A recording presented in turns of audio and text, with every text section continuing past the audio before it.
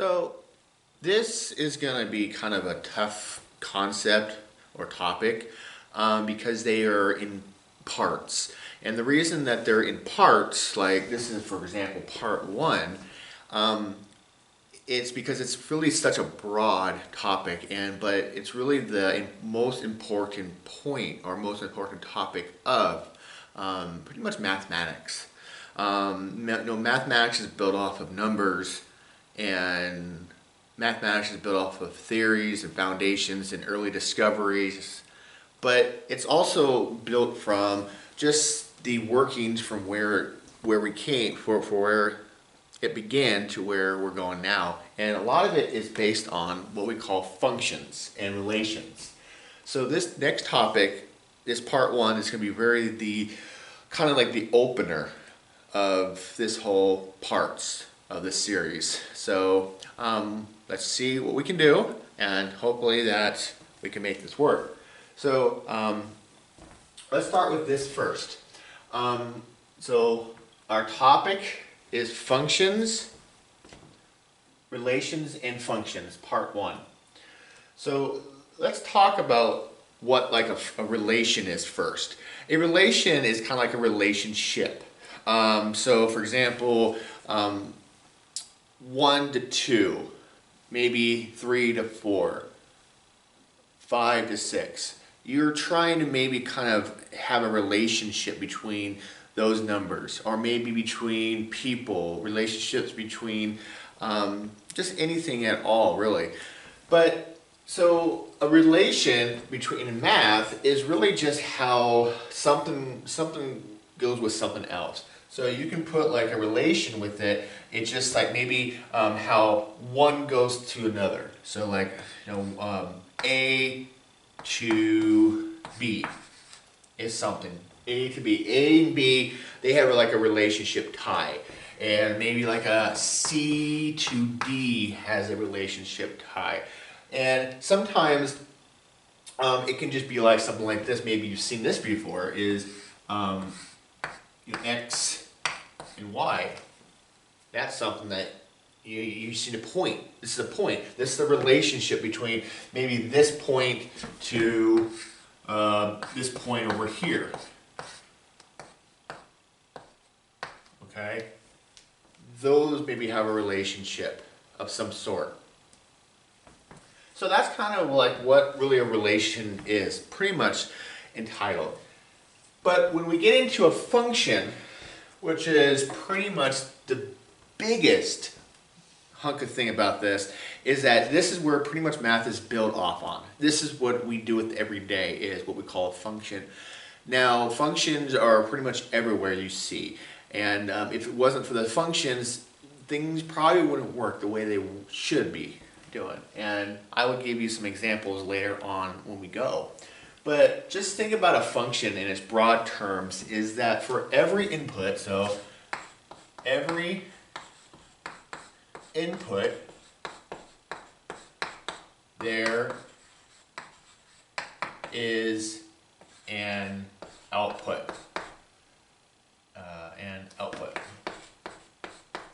So just say, for example, make it simple, for every input, there's one output. Or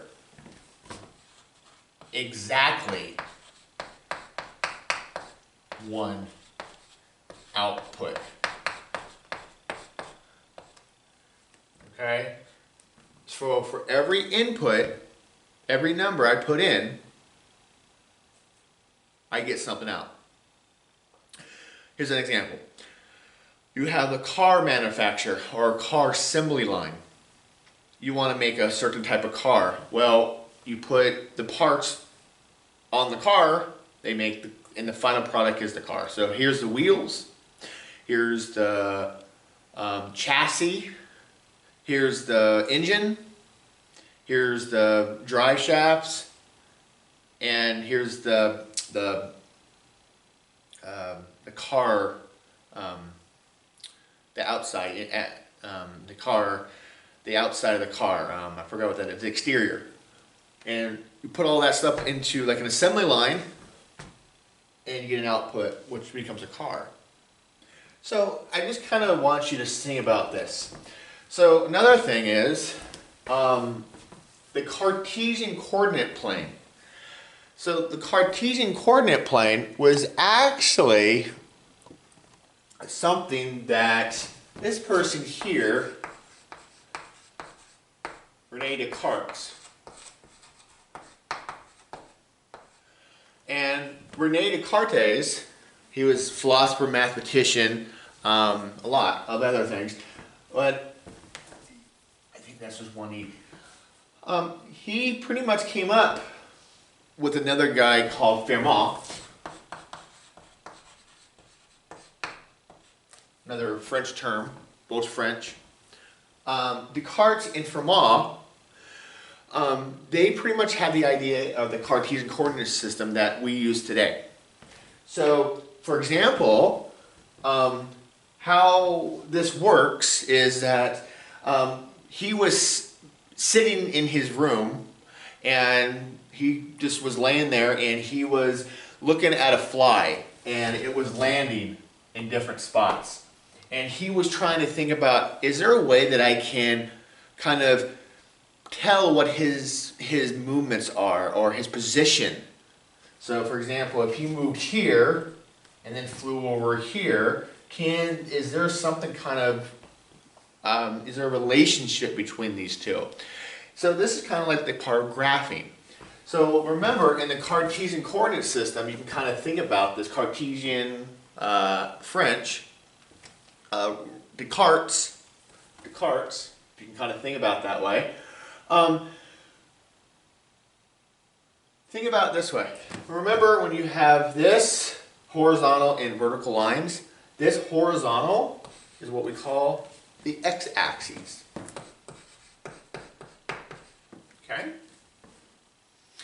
And remember, this is what we call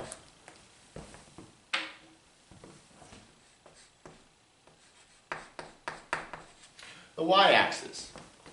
And so these two coordinate systems, this coordinate system is actually can give you the values or relationship for something like we have been doing. So for example, let's say we had a point here and a point here. Well, let's call this point 1 and let's call this point 2. Now, I'm hoping that you're thinking about our points. Well, if this is point 1,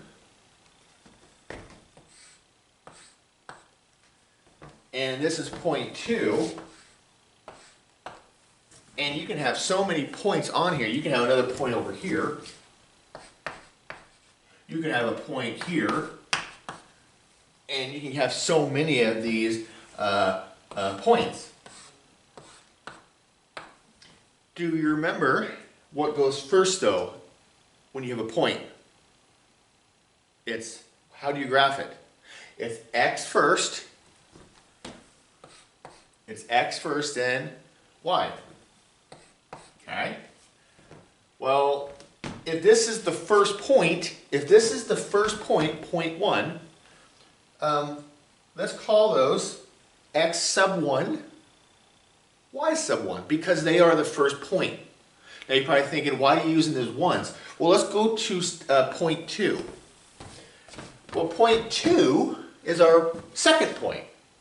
So this is going to be x2, y2. Those are the second points. Well, let's go to point 3.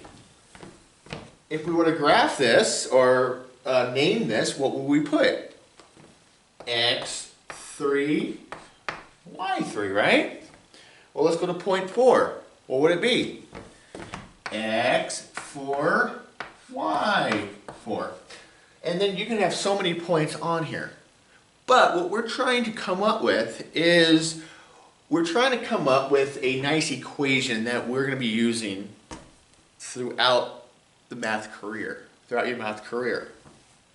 That deals with some relationship between these points and maybe what you're trying to find as something that we call a rate.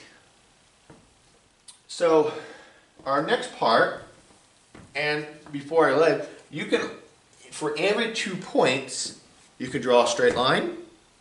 So what we're trying to get into is maybe drawing a point or a line, a straight line between 2 points, and then finding something about it. What we're getting into. Okay? So what I would like you to kind of look at is this, what we call a table of values. Now a table of values is something that you're putting in. So maybe this table of values looks like a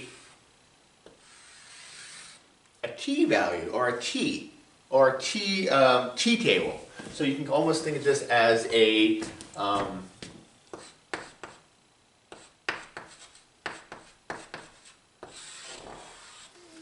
t table. Okay? And what I would like you to understand is this is going to be your x's. This is your y's. And that really works for the whole thing. And I want you to understand something. You see remember these points over here? Remember point 1? Well, x1, y1. That's that point right there. That's how you can actually see that point over here in a different way. And this is sometimes easier when we move on to it. So look at point 2. x2, y2. Okay, what about the third point again? x3, y3. Look at the fourth point. x4, y4. Now what I'm trying to come up with is that these 2 points, these right here, are really that one there. So this is technically point 1. This right here is point 2. And you can kind of see the pattern. So this is another way of representing data. We can do it by graphing the data or plotting the table of values. And what we're trying to build up to is trying to find a pattern. So this is kind of what we're trying to find.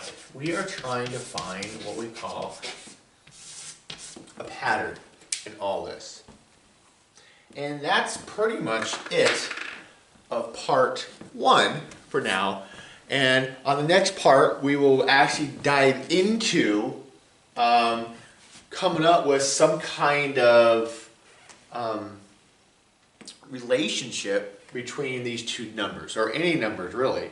And that's what we're getting into with our equation that we are pretty much developing along the way. And that equation will be used for throughout your years of school, of math, or technically you see it a lot in life. You just don't associate it with that. So I hope that this helped, and I will see you on part 2.